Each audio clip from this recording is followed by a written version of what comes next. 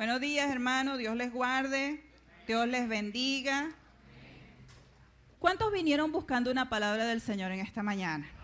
Gloria a Dios. Entonces Dios tiene una palabra para usted en esta mañana. Cuando Rosa Victoria me avisó para ver si podía predicar el día de hoy, yo realmente no tenía una palabra.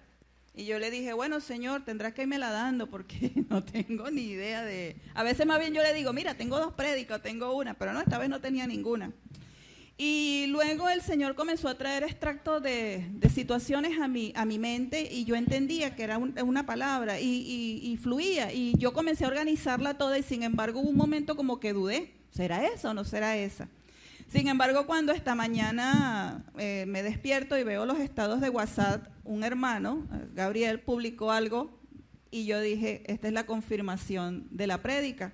Y luego en una conversación que tuve con una hermana, yo le decía, yo voy a decir eso en la prédica, pero escuchando al hermano Carlos, yo decía, yo voy a decir eso. Ah, pero yo también tengo eso mismo anotado aquí en mis notas. Ah, pero yo tengo la segunda parte de lo que Carlos acaba de decir. Yo decía, entonces quiere decir que cuando estamos en un mismo espíritu, el espíritu habla y sabían que éramos 2 grupos diferentes, así que hermano, no estuvo en el primero, pero Dios tiene algo bueno para usted en el segundo servicio. Así que sean todos bienvenidos en esta mañana.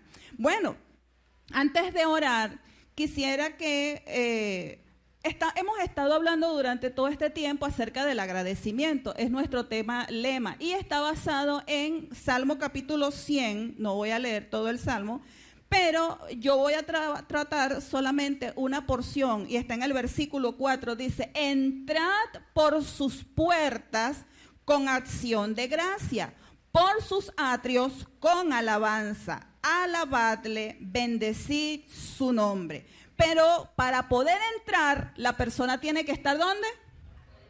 Afuera. Para poder entrar, la persona tiene que estar afuera.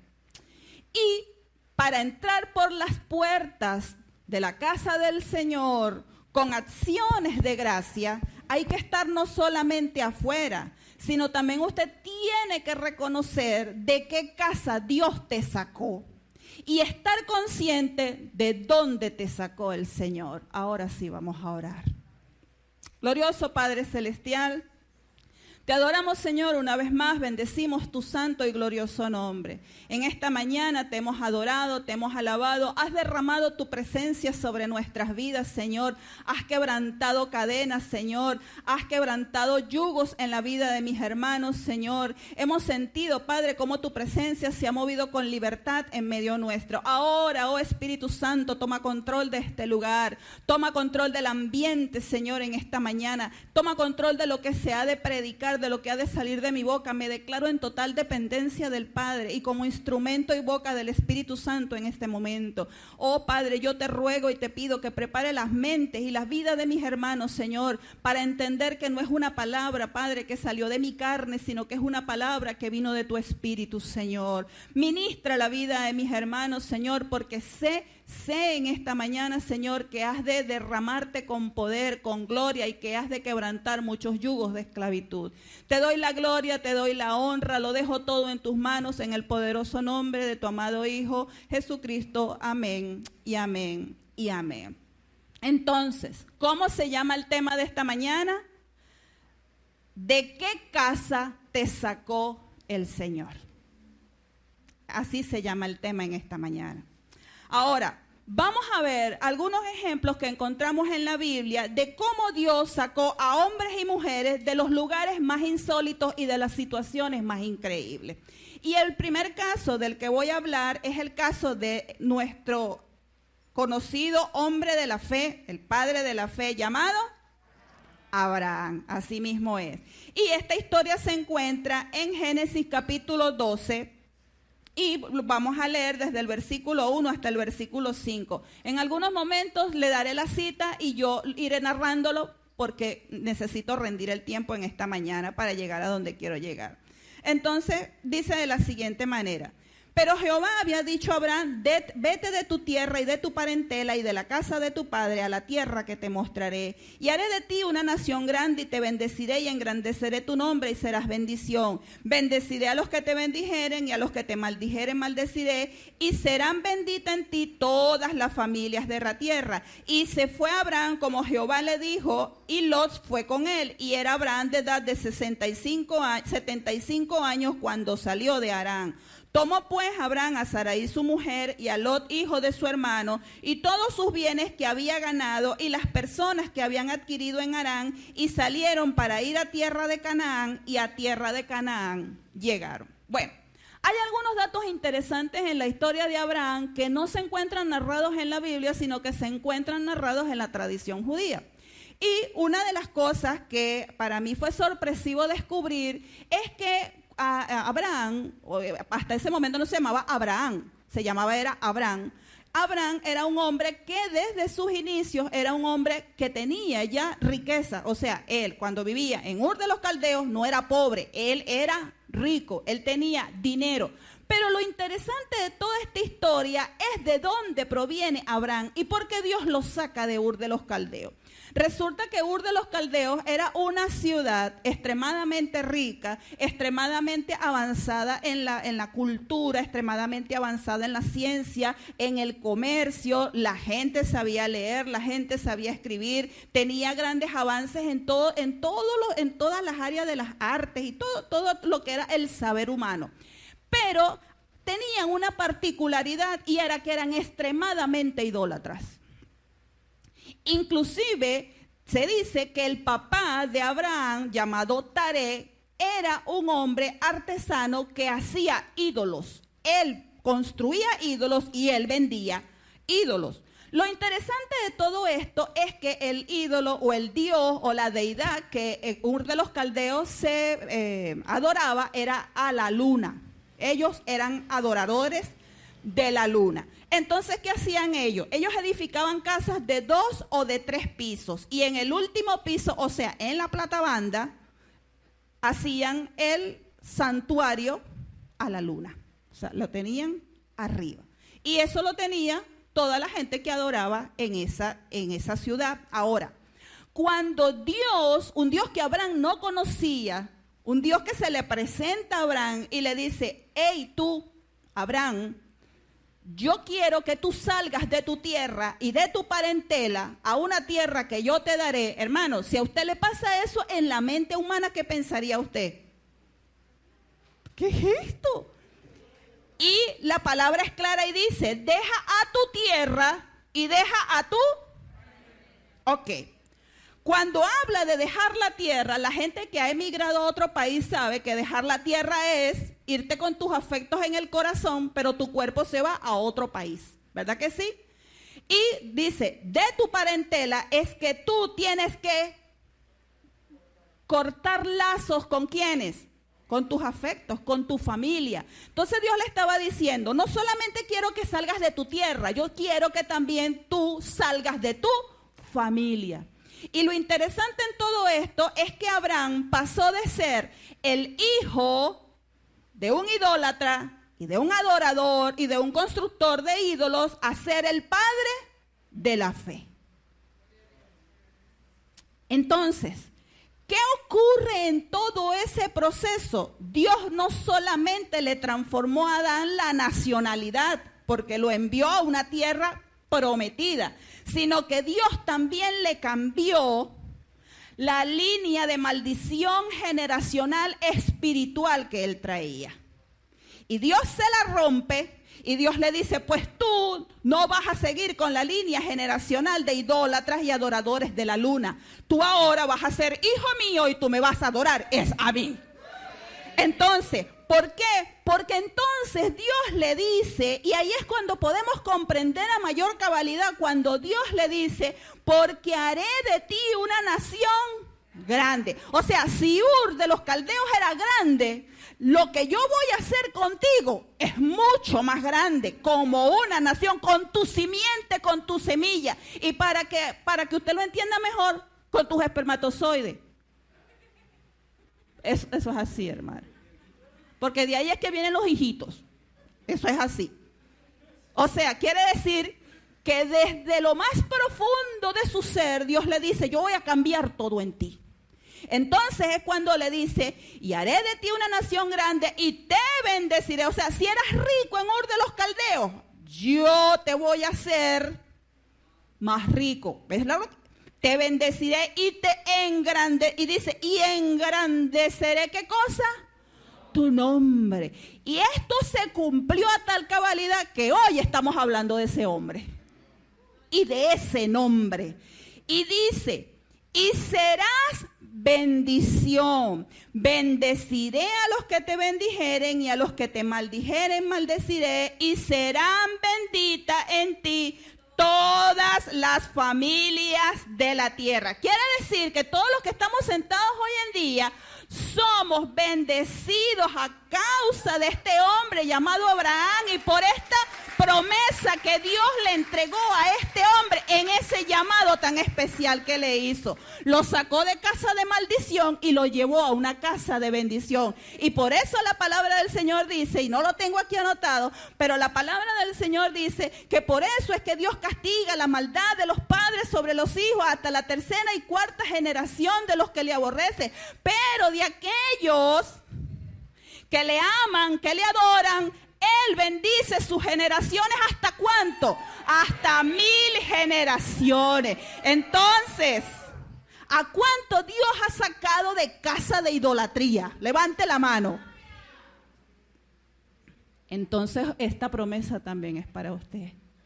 Así es, así es. Fíjense, el segundo caso que encontramos en la palabra es el caso del pueblo de Israel. Precisamente los descendientes de Abraham, que hubo una cantidad de eventos. Le invito a que lea el libro de Génesis y de Éxodo, y una cantidad de eventos llevaron como consecuencia a que los descendientes de Abraham, de Isaac su hijo y de Jacob su nieto, terminaran en Egipto en una bendición, y luego terminaron ellos allí de esclavos por 430 años. En Éxodo capítulo 2, desde el versículo 23 al 24, dice la palabra del Señor de la siguiente manera.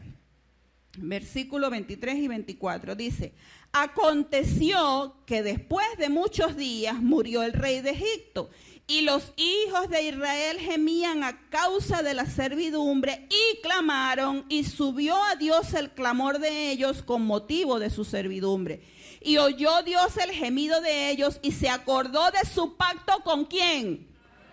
Isaac y Jacob.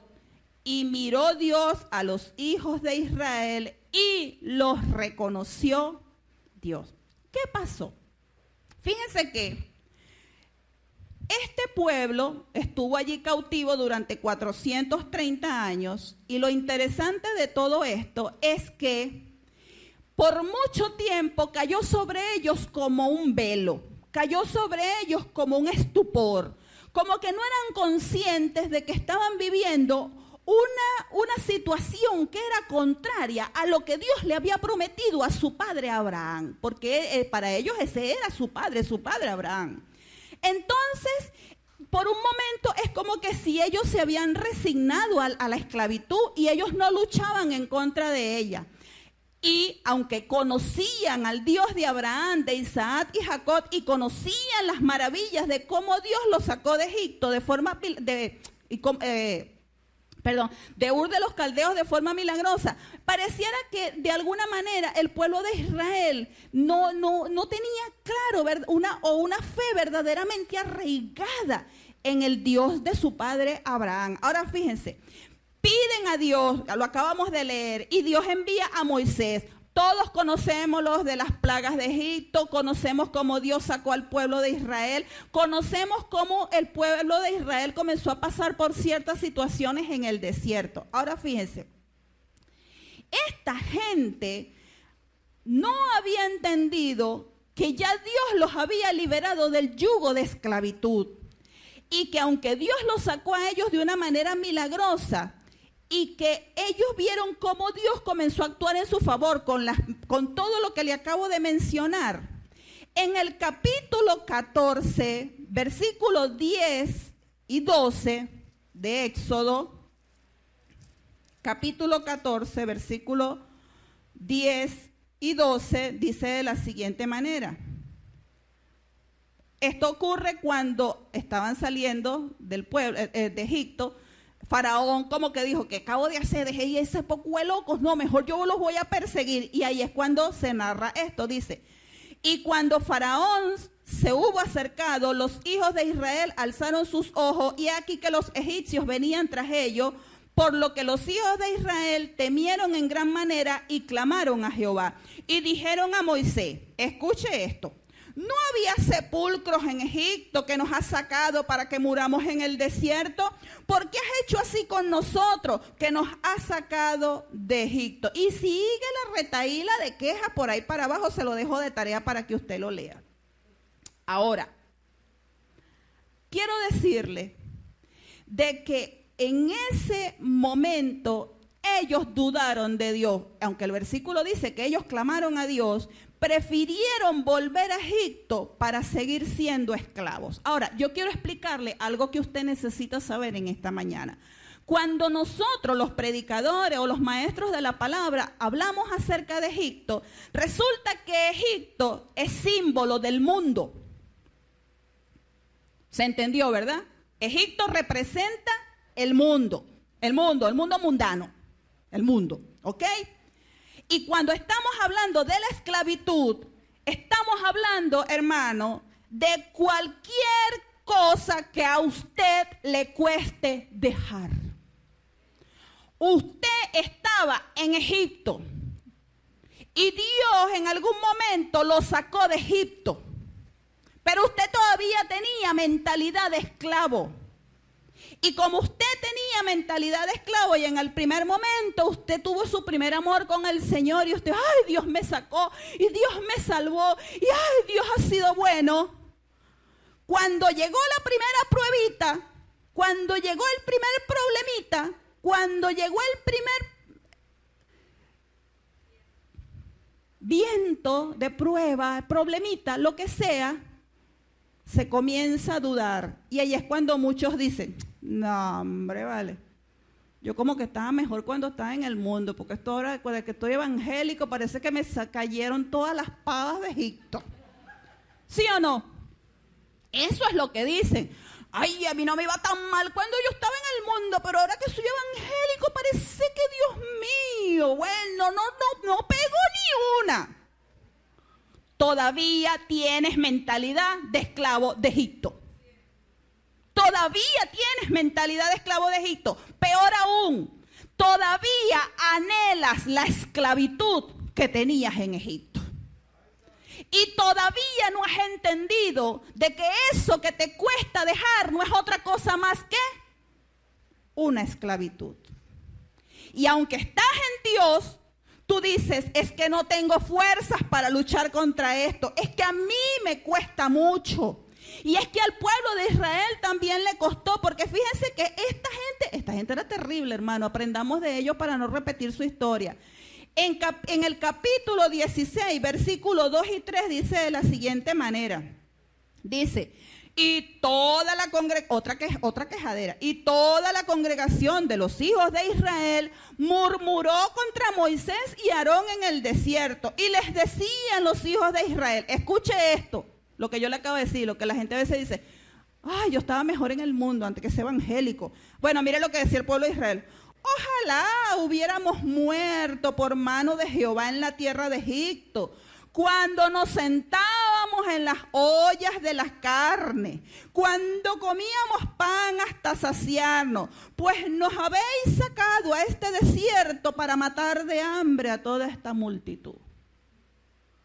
Desagradecidos. No, yo no iba a decir lo otro que usted pensó. Desagradecidos. Gente perversa de corazón. Pero yo le tengo una perlita. Sí, yo se la tengo aquí. Dice, cuando la gente prefiere seguir de esclavo, quiere decir que conoce a Dios, sin embargo, desean volver a su antigua vida. cuando no era cristiano me iba mejor, ¿verdad? Pero esta es peor. Anhelar comer de las ollas de los egipcios representan pecados de la carne, que pueden ser pecados sexuales y también desenfreno al comer. Diga, ay, ay, ay. Ay, ay, ay, hermano. Pero sabe, hay algo peor todavía que todo esto que yo le acabo de decir. Porque mientras ellos estaban en ese caminar por el desierto, por cierto que el desierto significa prueba. El desierto significa un lugar donde tu fe va a ser probada. Si tú estás pasando por un desierto, no lo sé, pero este mensaje es para ti. Cuando ellos estaban transitando en el desierto, y cuando ellos estaban en Egipto, mejor dicho, en el desierto, les salieron las malas mañas que ellos habían aprendido en Egipto. Y una de ellas es que también aprendieron a ser idólatras. Y ellos también aprendieron a adorar los dioses de Egipto. Hermana Rebeca, como usted dice eso, pero pruébemelo por la palabra. Eso es lo que me va a decir cualquiera, ¿verdad? Pruébemelo por la palabra, se lo pruebo por la palabra. Éxodo 32. Vamos a Éxodo 32. Uy, inocente, yo no tengo nada. Éxodo 32. Dice, versículo 1, dice, ok, les cuento. Dios había llamado a Moisés, les había dado las tablas de piedra, todos los mandamientos y todo eso. Pero en el pueblo había un alboroto y Dios le dice a Moisés que se vaya para el pueblo. Entonces dice, viendo el pueblo que Moisés tardaba en descender del monte, se acercaron entonces a Aarón y le dijeron, levántate, haznos dioses que vayan delante de nosotros, porque a Moisés, el varón que nos sacó de la tierra de Egipto, no sabemos qué le ha acontecido. ¿Ah? La gente era terrible. O sea, el Señor los sacó de Egipto, les dio las plagas, les abrió el mar, les trajo carne, les trajo pan, les puso una nube en el día, una nube para que no sufrieran de calor, les puso una de fuego para que los alumbrara en la noche, y todavía, como Moisés subió a la presencia del Señor, ellos decían que no sabían qué le había pasado a Moisés, que vamos a hacer unos ídolos para que nos sacaran de la... Señor, reprenda al diablo, ¿vale? Qué mente tan cautiva, qué mente tan cauterizada por la idolatría y por el pecado. Entonces dice de la siguiente manera, en el versículo 4 dice así, Aarón les dice, bueno, tráiganme zarcillos, cadenas, pulseras, usted lo puede leer, lo que pasa es que yo tengo que avanzar. Y dice, y él los tomó, versículo 4, de las manos de ellos y le dio forma con buril e hizo de ellos ¿un qué? Un becerro de fundición. Entonces dijeron, Israel, escuche, que esto es lo peor. Dijeron, Israel, estos son tus dioses que te sacaron de la tierra de Egipto. ¿Quién fue que los sacó de la tierra de Egipto? Jehová, el Dios de Israel, Yahweh Sabaoth, ¿verdad? Pero para ellos prefirieron lo que ya ellos conocían. Y el becerro de oro representa cualquier ídolo, hermano, que usted tenga levantado en su vida, el cual usted le adore y usted le cueste dejar. Cualquiera. Póngale el nombre que usted quiera. Y dice en el versículo 5, y dice, y viendo esto Aarón edificó un altar delante del becerro y pregonó a Aarón. Antes de decir lo que sigue, yo quiero decirle que Aarón era el sacerdote, hermano de Moisés, era un levita, era un hombre dedicado al servicio de Jehová. Susto. Y dice, y dijo, mañana será fiesta para Jehová. Y al día siguiente madrugaron y ofrecieron holocaustos y presentaron ofrendas de paz, y se sentó el pueblo a comer y a beber y se levantó a regocijarse. Como que si eran inocentes. Triste por ellos, hermano, triste por ellos. Y si sigo leyendo, mucho más adelante, en el versículo 19 dice, Dios le dijo, baja, porque si tú no bajas va a descender fuego y yo los voy a pulverizar a todito porque están haciendo algo en contra mía. Y dice que cuando Moisés bajó, dice, y aconteció que cuando él llegó al campamento y vio el becerro y las danzas, ardió la ira de Moisés y arrojó las tablas de sus manos y las quebró al pie del monte. Y tomó el becerro que habían hecho y lo quemó en el fuego y lo molió hasta reducirlo a polvo que esparció sobre las aguas y lo dio a beber a los hijos de Israel. ¡Oh! ¡Wow! Tremendo. Y dijo Moisés a Aarón, ¿qué te ha hecho este pueblo que has traído sobre él gran pecado? Y respondió Aarón y dijo, no se enoje mi señor, tú conoces al pueblo que es inclinado, ¿a dónde? Hermano, ¿y es que acaso nuestra carne no es inclinada hacia el mal? Claro que sí. Ella le gusta la carne, ella le gustan las ollas de Egipto. Ella anhela lo que aprendió allá afuera. Y el reporte que quiere tener aquí adentro y el comportamiento que quiere tener aquí adentro es el mismo que tuvo allá afuera. Por eso cuando se predica la palabra como se predica en esta iglesia, a mucha gente no le gusta. Y dice, ay, es muy dura esa palabra, me la estaban dedicando a mí. Pues no, pues sí.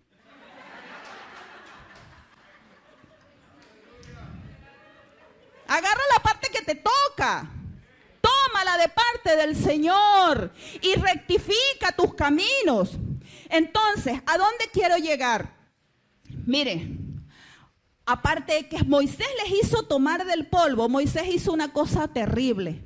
Y Moisés le dijo, no lo voy a leer, está en el versículo 25 al 29, porque necesito ir a la tercera parte. Y Moisés agarró y le dijo, párese cada uno al lado de su hermano, tome su espada. Y después que tomó la espada le dijo, mátelo. Mátelo. Sí, ahí está, búsquelo. Pero ahorita no, más tarde.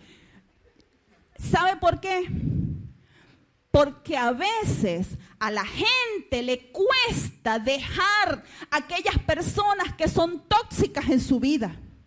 A veces a la gente le cuesta dejar a aquellas personas que influyen en su vida para pecar y para el mal. Y Dios parece algo trágico. Mátalo. Y dice que en ese momento el pueblo se redimió y hubo una gran exhortación de parte de Dios contra el pueblo. E inclusive trajo un castigo muy grande sobre el pueblo. Usted lo puede leer, hermano, ahí en la palabra. Pero lo más tremendo de todo esto es que muchas veces cuando uno está en consejería con las personas y uno le dice, borra esos contactos de tu teléfono. No, que me cuesta, bórralo. Corta con esas amistades. No vayas más a ese lugar. Ay, hermana Rebeca, usted sí es exagerada. Porque usted se está metiendo en mi vida. Pues no, yo no me estoy metiendo en tu vida. Yo te estoy hablando conforme a la palabra. Y la palabra te dice que cuando tú sigues al Señor, dice, toma tu cruz y sígueme. ¿Y usted cree que la cruz pesa como una plumita? Pues no. Esa pesa y esa duele. Y esa hace que te dobles del dolor.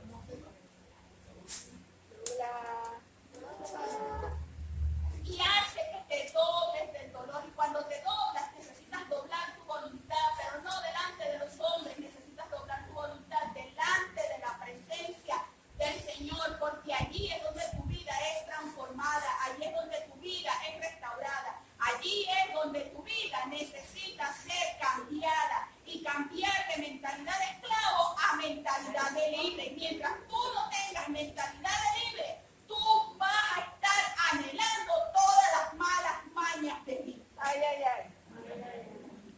El tercer caso del que quiero hablar, y este va a ser muy fuerte para muchos, es el del rey Ezequías. Y les invito a buscar en Segunda de Reyes, capítulo 20, versículo 1. Segunda de Reyes, capítulo 20, versículo 1. De Reyes, capítulo 20, versículo 1. Dice, en aquellos días Ezequías cayó enfermo de muerte y vino a él el profeta Isaías, hijo de Amós, y le dijo, Jehová dice así, ordena tu casa porque morirás y no vivirás. Lo primero, cayó enfermo de muerte. Quiere decir que a muchos también, no solo Dios los sacó de casa de idolatría, no solamente Dios los sacó de Egipto, sino que también a muchos Dios los sacó de la casa de la enfermedad y de la muerte. Y le dijo a Ezequías, y dice, cayó enfermo de muerte. ¿A cuántos de los que están aquí sentados los médicos le han dado diagnóstico y les han dado las peores noticias? Y muchas de esas noticias son para muerte. Levante la mano. Yo sé que aquí hay milagros vivientes dándole la gloria y la honra a Dios, porque ese ha sido el diagnóstico, que Dios los ha sacado de casa de enfermedad y de casa de muerte. Pero sabe, cuando Dios le dice, sí, te vas a morir, pero lo primero que tienes que hacer es ordena tu casa. Y muchos pensamos, bueno, eso es fácil, le echo una limpiadita a la casa, listo. La dejo pepito, limpiecita. Pues no, y también sí. Porque a lo mejor donde habitas es un lugar donde no se mueve la presencia del Señor. Porque tal vez el lugar donde habitas hay toda clase de bichos, rastreros, aéreos, y de todo tipo, y tú no has ordenado tu casa para que la presencia del Señor se sienta agradada allí, en ese lugar. Pero también cuando la palabra habla aquí de ordena tu casa, y fue una orden que se le dio al rey Ezequías, está hablando de la casa física, pero también está hablando de la casa espiritual. ¿Y sabe qué? Cuando se habla de la casa física, vamos a hablar, por ejemplo, de nuestro cuerpo. Hay gente que tiene que cambiar su manera de comer. Hay gente que tiene que cambiar su manera de vivir. Hay gente que tiene que controlar la manera como vive. Hay gente que tiene que aprender que también por dentro debe ser cambiado y transformado. ¿En dónde? En las emociones, en los sentimientos, en los pensamientos, en los sentidos y en la voluntad. Eso es ordenar la casa. Hay gente que está dominado completo por sus emociones y todo es emocional y todo es una lloradera constante. Otros simplemente no tienen voluntad y otros son simplemente arrastrados precisamente por esa falta de voluntad en su vida, y por lo tanto se dejan llevar, como dice la palabra, por todo viento de doctrina. Y vamos para allá, y vamos para allá, y vamos para allá, y vamos para allá. No sabe si es de Dios, si Dios lo mandó, si no lo mandó, quién lo mandó. No sabe, porque no hay una casa mental ordenada.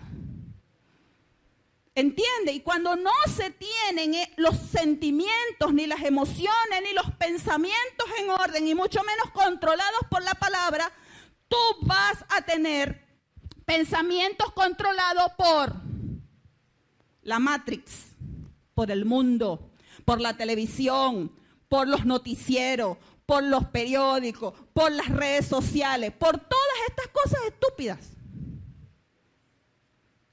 Pero cuando no tienes palabra, aquí el pozo de tu corazón está vacío. Está vacío y por lo tanto eres presa fácil de caer en un estado de muerte y de enfermedad. No, hermana, usted está equivocada. Yo tengo mucha fe que mi Diosito me va a sanar. No es su Diosito, es Dios. Jehová Rafa. Dice que Jesús, cuando estaba en el madero, por sus llagas, yo ya he sido sanada. Entonces, es poner en orden todo eso.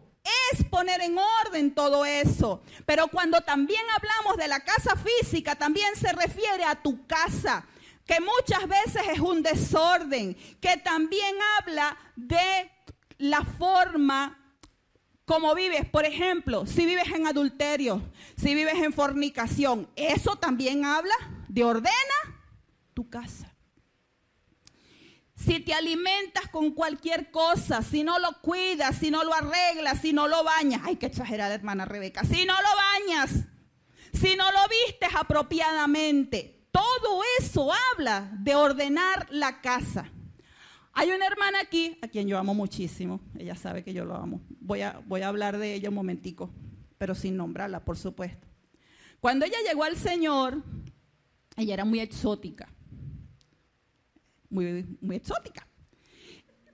Y ella estaba acostumbrada a vestir de una manera muy exuberante. Cuando ella llega al Señor, ella comienza a cambiar su modo de vestir. Hermano, cuando alguien llega nuevo aquí a la iglesia, no me mande invitación de Facebook porque no se la voy a recibir. Yo un día por esas cosas me metí en su Facebook y yo comencé a ver las fotos y yo, Santo Jesús Cristo, Dios mío, Padre Santo, reprenda al diablo. Y yo la llamé y yo le digo, ¿por qué no has limpiado tu Facebook? Porque he tenido flojera, porque no he querido. Es que la persona que se muestra en tu Facebook ya no eres tú. Tú eres otra persona completamente distinta a esa. Si quieres, déjalo como un testimonio, pero muestra la persona que tú eres hoy. Y ella dijo, tienes razón. Es verdad.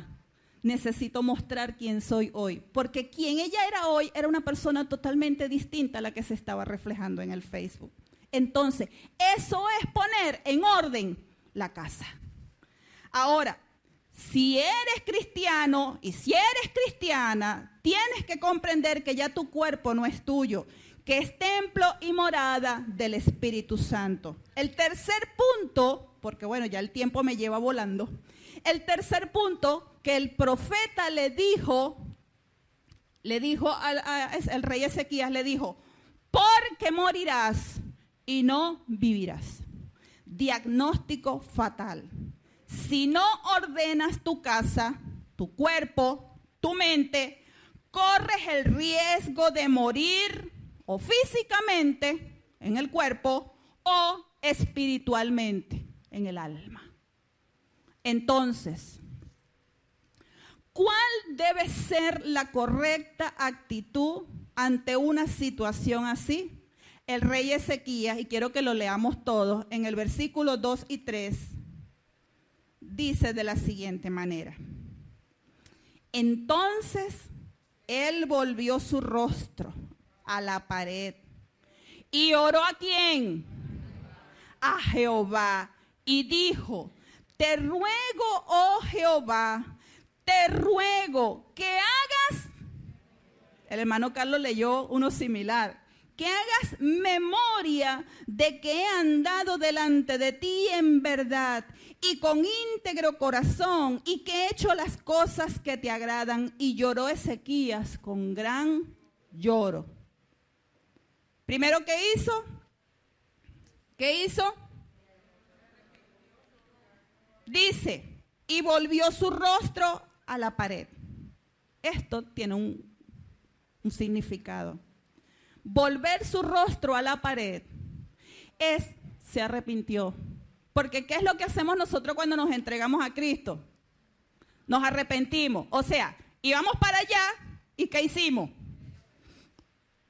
Volvimos nuestro rostro al Señor. Pero en este caso eso fue lo que hizo Ezequías. Volvió su rostro a la pared. O sea, él se arrepintió. Y dice, ¿y qué hizo? Y oró ¿a quién? A Jehová. Y oró a Jehová. Entonces, él oró al Señor, oró a Jehová. Ok, entonces dice, y oró a Jehová. Hermano, cuando a usted le dan un diagnóstico fatal, cuando a usted le dan una noticia terrible, normalmente, ¿qué hace la gente? Unos vienen a la iglesia a buscar de Dios, otros vienen para que Dios los sane, otros vienen para que Dios les haga el milagrito, otros vienen porque necesitan que Dios les haga algo en su vida. Pero en el caso de este rey, él dice que oró a Jehová, pero no solamente oró a Jehová, él le recordó todas las cosas que él había obrado delante de la presencia del Señor. Y dice, mucho más adelante, ¿verdad? Que dice, Ajá, y lloró con gran lloro. En el versículo 3 dice, y antes que Isaías saliese hasta la mitad del patio, vino palabra de Jehová a Isaías diciendo, vuelve y di a Ezequías, príncipe de mi pueblo. Qué lindo lo que Dios le dice, ¿verdad? Príncipe de mi pueblo. ¿Y qué te dice Dios a ti en el día de hoy? ¿Que tú eres qué? ¿Que tú eres qué?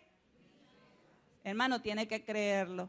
Tiene que creerlo. Y dice, príncipe de mi pueblo, así dice Jehová el Señor, así dice Jehová el Dios de David tu padre, yo he oído tu oración y he visto tus lágrimas, he aquí que yo te,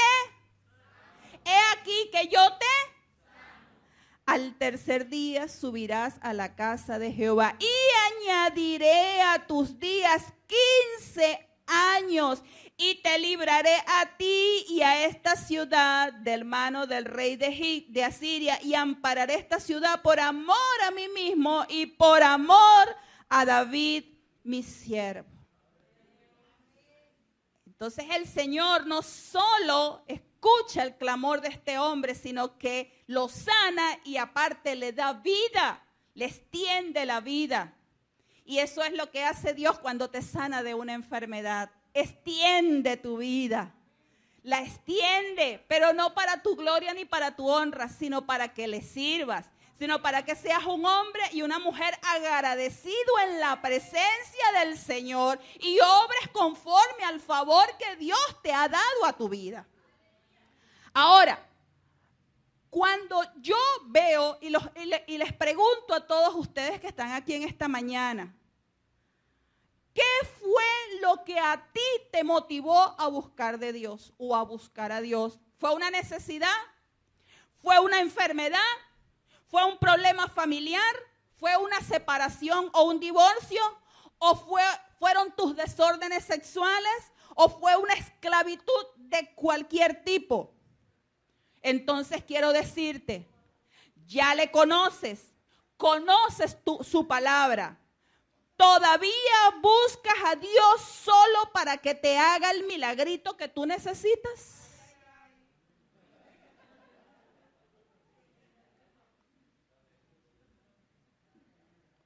¿O le buscas porque le amas?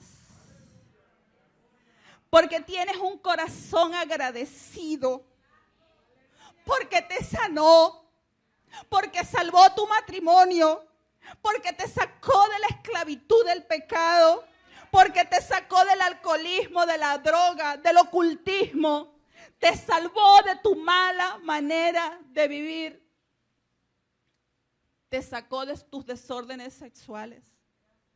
Le has demostrado a Dios con tus acciones tu agradecimiento por lo que ha hecho por ti.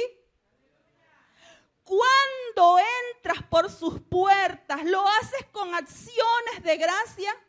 ¿Lo haces con alabanza? ¿O quieres que Dios te resuelva la vida? ¿Lo usas como un amuleto, pero con tu vida no obedeces su palabra? Este tiempo es donde Dios está probando el agradecimiento en los corazones de sus hijos. ¿Cómo? Para muchos este tiempo de pandemia ha servido para tener una comunión más profunda con Dios. Pero para otros este tiempo ha sido como unas vacaciones espirituales. Dejaron de orar, dejaron de adorar, volvieron a sus viejos hábitos de vida, volvieron a sus esclavitudes, volvieron a sus cárceles espirituales. Están como el pueblo de Israel en el desierto, deseando volver a Egipto y a sus costumbres. Y solo tienen a Dios como el 911, solo en caso de emergencia. Es tiempo de arrepentirnos de cómo hemos dejado que el sistema nos arrastre y volver a Dios de todo corazón, con alabanza, con regocijo, con agradecimiento. ¿Crees que debemos arrepentirnos hoy? yo creo que sí.